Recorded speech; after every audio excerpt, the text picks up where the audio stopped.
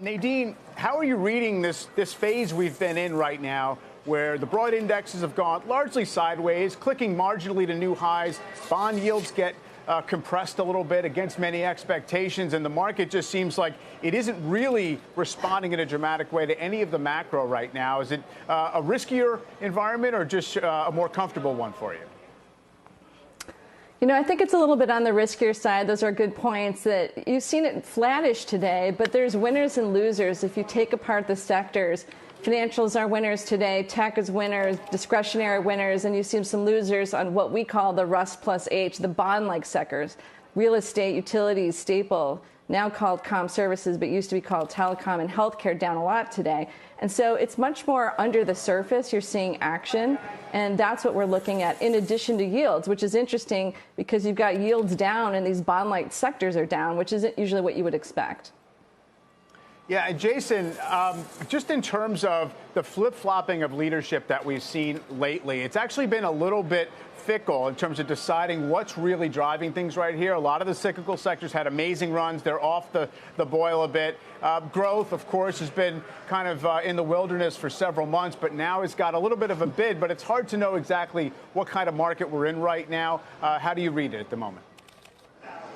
Yeah, it's a great question. I mean, obviously, you've seen value has outperformed year to date. It's up about 17%, and growth is up around 8%. And obviously, we've seen the drawdown in the 10-year over the last couple of days, and inflation number was hot as to be expected. You know, for me, I paid attention really in looking at the RSP, which is the equal weight S&P index, and that's up 19%. So I think the barbell strategy is a strategy for the second half of the year. You know, clearly growth has gotten a bid here with yields pulling back some. So that's how we're kind of playing it going forward. Well, Snowflake shares are falling after unveiling its financial targets. Josh Lipton has those details. Hi, Josh. So, Courtney, let's take a look at Snowflake here. It's on track for its worst week in more than a month. Now about 45% off its December high. It's down about 15% this year. Hosted its first analyst meeting, setting a target of reaching $10 billion plus in revenue by fiscal 29. Also targeting, it said, to have 10% plus operating margins. Analysts say that bogey might have disappointed some. Still, bulls like this name. Evercore's Kirk Materne, for example, saying there is a large market opportunity in front of Snowflake and that guidance should be viewed as a guidepost, in his opinion, with room for upside. There are no sells on the stock. Back to you guys. Thank you very much, Josh. Nadine, what do you make of a name like Snowflake here? Really taking a dive today by more than 3%, but down just about 1% for the week. And as Josh points out, a lot of analysts like this name. Courtney, you're right. And we look at this as a key place. If you want to have a position in the cross-cloud analytics platform, Snowflake's the name to own.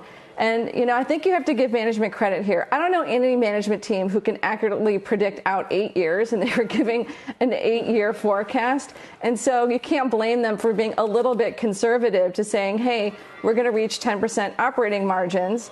It gives them room to beat. I know at their IPO they mentioned 5, and once they hit 40% growth in the revenues, and they've now upped it to 10. Give them a little bit of time. I think that you'll be seeing them outperform versus expectations in the future. Shepard Smith here. Thanks for watching CNBC on YouTube.